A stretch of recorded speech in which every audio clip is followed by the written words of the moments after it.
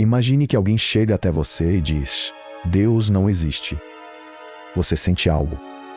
Talvez curiosidade, talvez irritação, talvez concordância. Mas o que essa pessoa realmente está dizendo? Ela está afirmando um fato sobre o universo? Está expressando uma crença pessoal? Está fazendo filosofia? Se você gosta de religião e espiritualidade, inscreva-se no canal e ative as notificações. Porque dependendo de qual dessas coisas ela está fazendo, a conversa que se segue é completamente diferente. O ateísmo é frequentemente mal compreendido, tanto por quem o rejeita quanto por quem o defende. Neste vídeo, vamos mergulhar fundo na história, na filosofia e nas nuances dessa posição que desafia milênios de crença religiosa. A palavra ateísmo vem do grego atheos, sem Deus, sem os deuses. Mas essa etimologia esconde muito mais do que revela. Porque dizer que alguém é ateu hoje é muito diferente do que era na Grécia Antiga, na Roma Imperial ou na Europa medieval. Na Grécia, os próprios cristãos eram chamados de ateus. Eles não acreditavam nos deuses do Estado. O ateísmo, portanto, sempre foi relativo ao contexto, ateu em relação a qual Deus. Existe uma distinção fundamental que a maioria das pessoas nunca ouviu: ateísmo fraco e ateísmo forte. O ateísmo fraco, ou negativo, é simplesmente a ausência de crença em deuses. Não é uma afirmação. É a falta de afirmação. Uma criança que nunca ouviu falar em Deus é, tecnicamente, um ateu fraco. Já o ateísmo forte, ou positivo, vai além. Afirma ativamente que nenhum Deus existe. Essa distinção importa muito no debate filosófico, porque muda quem tem o ônus da prova. Se você apenas não crê, não precisa provar nada. Se você afirma que não existe, a lógica exige alguma justificativa. O filósofo britânico Anthony Flew usou a metáfora do bule de chá voando em órbita entre Marte e a Terra. Ninguém acredita no bule, mas isso não significa que provamos que ele não existe. O ônus da prova cabe a quem afirma, e isso vale para crentes e ateus igualmente. Bertrand Russell, o filósofo que popularizou o bule, dizia: não tenho certeza se Deus existe, mas minha vida prática funciona como se não existisse. Esse é um ponto crucial. Muitos ateus não estão fazendo uma afirmação metafísica absoluta. Estão tomando uma posição prática baseada na ausência de evidências suficientes que os convençam. Para entender o ateísmo moderno, precisamos voltar ao iluminismo europeu do século XVIII. Foi nesse período que a razão começou a desafiar publicamente a autoridade religiosa pela primeira vez na história ocidental. Filósofos como Voltaire, David Hume e Denis Diderot começaram a questionar publicamente a existência de Deus. Mas a maioria deles era deísta, não ateu. Acreditava em um Criador que havia se afastado do universo após a criação. Espiritualidade e história das religiões. Se você gosta destes temas, inscreva-se agora no canal, mostre que você gostou e compartilhe este vídeo. O primeiro filósofo ocidental a se declarar publicamente ateu foi o Barão d'Holbach, em 1770. Ele escreveu o Sistema da Natureza, chamado pela Igreja de a Bíblia do ateísmo. d'Holbach argumentava que o universo se explica por si mesmo, sem necessidade de uma causa sobrenatural.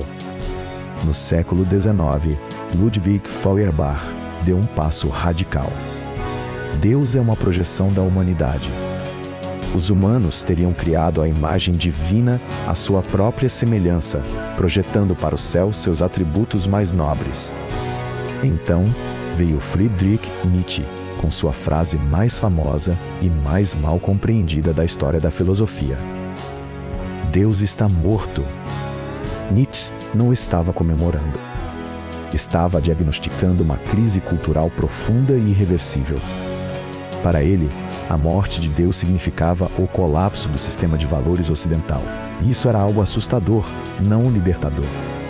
Karl Marx via a religião como o ópio do povo, um analgésico social que impedia os trabalhadores de ver sua própria exploração. Sigmund Freud via a crença religiosa como uma ilusão psicológica, uma necessidade infantil de proteção paterna projetada no cosmos. No século XX, o ateísmo ganhou uma nova forma pública, o chamado Novo Ateísmo. Richard Dawkins, Christopher Hitchens, Sam Harris e Daniel Dennett, os 4 cavaleiros do ateísmo, tornaram-se figuras midiáticas globais. Dawkins publicou o livro Deus, um delírio em 2006, vendendo mais de 3 milhões de cópias em todo o mundo. Hitchens percorreu o mundo debatendo com teólogos, padres e rabinos em confrontos que enchiam auditórios e viralizavam na internet. Esses pensadores argumentavam que a religião não é apenas falsa, é ativamente prejudicial para a humanidade. Mas o novo ateísmo também foi duramente criticado, inclusive por outros ateus e agnósticos. Acusavam-no de simplificar a religião, de ignorar suas funções sociais e psicológicas, de tratar todos os crentes como ignorantes. Terry Eagleton, um ateu assumido, escreveu uma crítica feroz de Dawkins. Ele nunca leu teologia séria antes de atacá-la. O filósofo Alain de Botton propôs algo diferente, que se pudéssemos usar a estrutura da religião sem a crença em Deus. Para de Botton, a religião resolveu problemas reais, comunidade, ritual, consolo, e o ateísmo precisaria criar suas próprias soluções para esses problemas. Ele chegou a propor Ateísmo 2, uma versão do não-crença que aprende com a arquitetura emocional e social das religiões. Jean-Paul Sartre levou o ateísmo às suas consequências existenciais. Se Deus não existe, o ser humano está condenado à liberdade.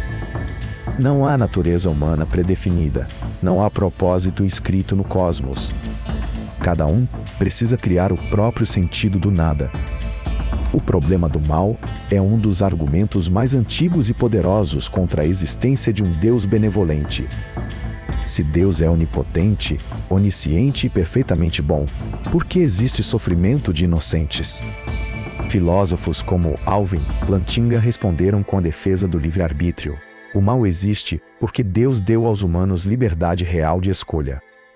David Hume, antes mesmo de Plantinga, já observava. Se olharmos o universo apenas pelos dados empíricos, o Deus que emerge é moralmente ambíguo. O ateísmo não é necessariamente a ausência de espiritualidade. Muitos ateus relatam experiências profundas de transcendência e maravilhamento. Albert Einstein se declarava ateu em relação ao Deus pessoal das religiões, mas sentia uma espécie de maravilhamento cósmico perante o universo.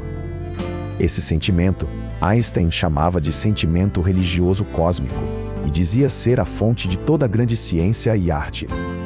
Carl Sagan, o astrônomo e divulgador científico, expressava algo semelhante. O universo em si é sagrado quando entendemos sua real vastidão. Para Sagan, contemplar bilhões de galáxias, cada uma com bilhões de estrelas, era uma experiência espiritual mais profunda do que qualquer cerimônia religiosa. O budismo, interessantemente, é frequentemente descrito como uma tradição sem Deus no sentido teísta da palavra. Bilhões de budistas seguem um caminho espiritual rigoroso e profundo, sem afirmar nem negar a existência de um Criador do universo. O que distingue o ateísmo do agnosticismo? O agnóstico diz: não sei se Deus existe. É uma questão sobre conhecimento. O ateu diz: não creio que exista. É uma questão sobre crença. São posições diferentes, sobre coisas diferentes.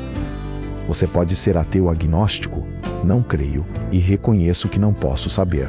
Ou teísta agnóstico, creio, mas admito que não tenho certeza.